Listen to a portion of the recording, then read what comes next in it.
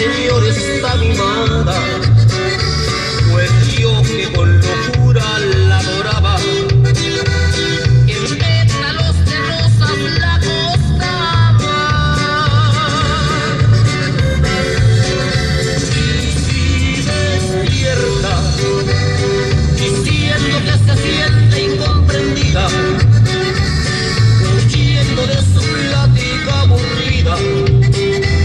compréndala, señor, es culpa mía, pues yo cuando en mis brazos la tenía